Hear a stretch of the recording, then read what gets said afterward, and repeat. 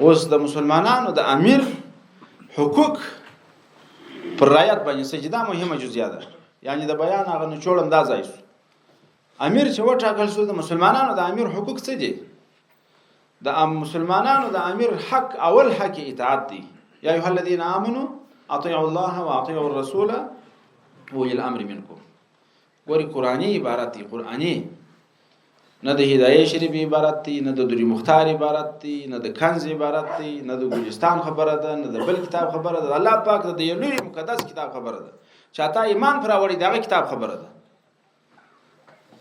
نو لکه څنګه چې اقیم الصلات دي، لکه څنګه چې اتو زکات دي، لکه څنګه چې کتب علیکم الصیام دي، دا سیدا حکم دی چې اطاعت د امیرم دي.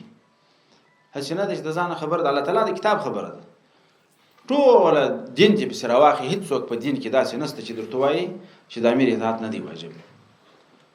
یو شی پر مسلمانانو حق دا دی چې اطاعت د امیر وکړي. دوامه خبره دا ده چې د مسلمانانو د امیر اهانت حرام دی. د مسلمانانو د امیر څخه بغاوت حرام دی. او د مسلمانانو د امیر احترام در باندې لازم دی. ځکه د مسلمانانو امیر د الله پاک جل جلاله د الله د پیغمبر خلیفہ دی.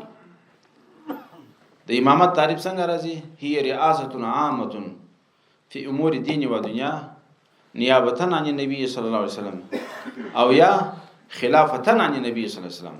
د الله د پیغمبر خلیفہ لکه څنګه چې روایت کړه من اطاعني فقد اطاع الله ومن عصاني فقد عصى الله ومن يطع الامير فقد اطاعني ومن يعص الامير فقد عصاني او كما قال صلى الله عليه وسلم.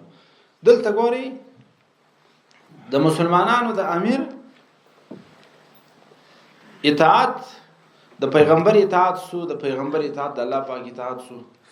امدا ډول د مسلمانانو د امیر عزت او احترام دا د الله پاک د پیغمبر احترام دی، ځکه دا غ نائب دی.